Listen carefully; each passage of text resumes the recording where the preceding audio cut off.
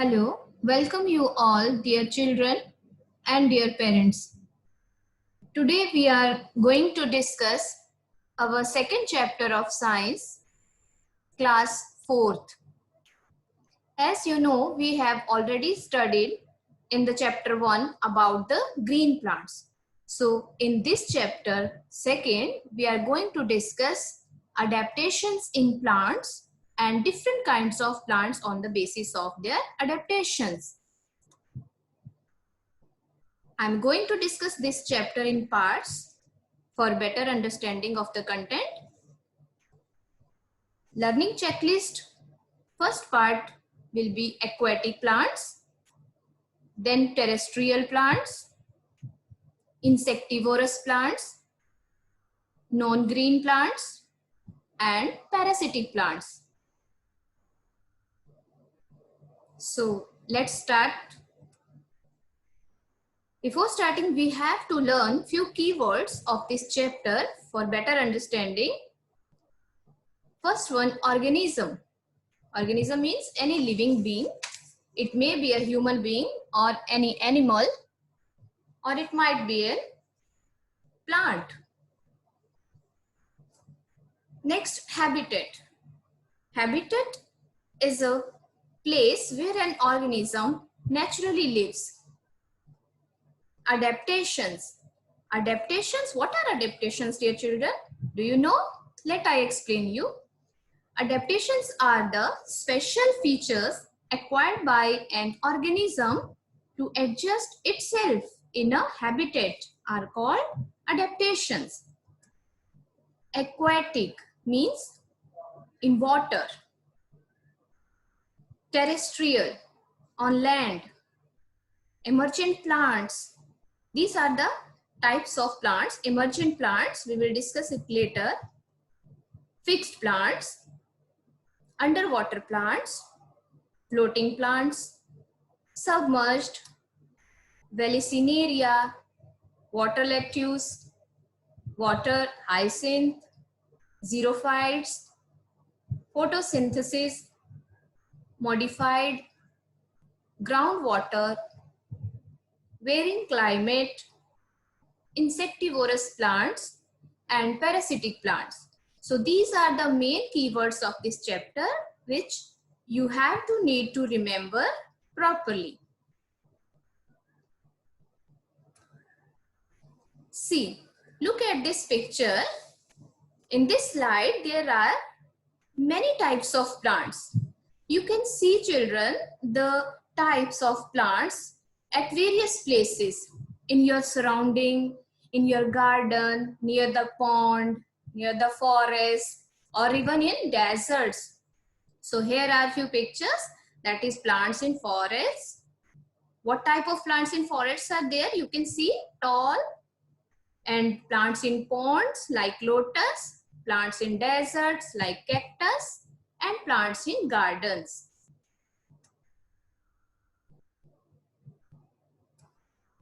So in this chapter, part 1, I'm going to discuss first only aquatic plants. What are aquatic plants? Plants that grow and live in water are called aquatic plants. These aquatic plants are mainly of 4 types. What are those types? Let's see. First one is emergent plants. Second, floating plants. Third one, fixed plants. And the fourth one is underwater plants. So we are going to discuss one by one all these 4 parts. Let's discuss first emergent plants. See, some plants are called emergent plants. Why we are calling such plants as emergent? The answer is because even when their roots are fixed in the soil of the shallow waterbed, even then their leaves and stem extend out of the surface of the water body they are growing in. So example of these emergent plants are bulrush, cattail, arrowhead, and sedge. Okay. Next, floating plants. plants that float on water. As the name is reflecting, floating. Something is floating on water. So something, if the plant is floating, that means that type is called floating plants. Plants that float on water are called floating plants. For examples, duckweed, water lettuce, and water hyacinth. These plants float on water because either they have air filled inside their stems, for example, water hyacinth, or they are very small and light in weight, for example, duckweed. The roots of the floating plants absorb nutrients directly from the water. So see children, we here have a picture for emergent plants. And the lower one picture is of floating plants.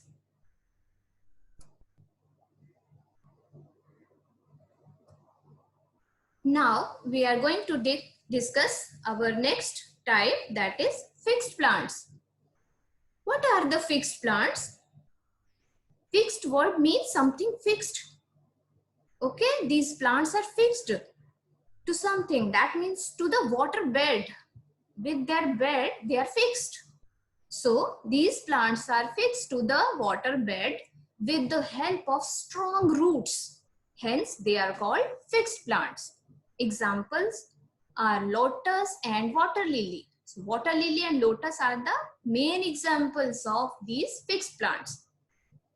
They have thin, long stalks that are hollow, empty, and light in weight. Because of that, their long stalks are light in weight. Because of this light weight, these keep the flower and leaves floating on the surface of the water. The leaves of these plants have a waxy coating. What's the need of waxy coating for such plants? The waxy coating prevents them from getting wet. The leaves have stomata on the upper side instead of the lower side.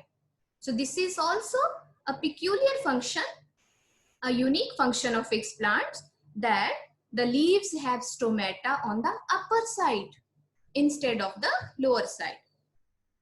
Fixed plants absorb nutrients from the soil in the water beds through their roots.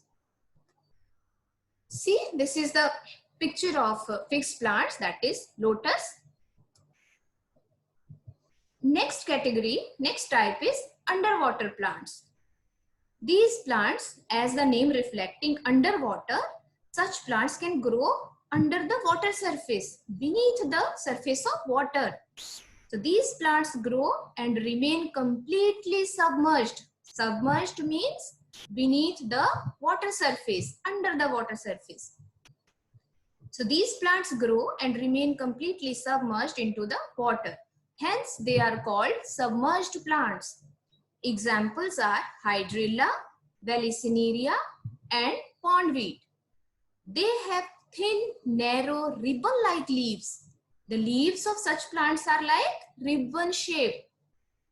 So, the ribbon-like leaves are very important to prevent them from getting torn by the force of water currents. So, here is a picture of underwater plants.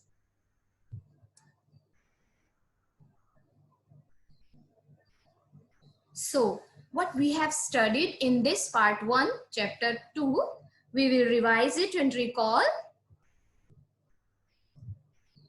State whether the following are true or false on the basis of content studied, which we have did now.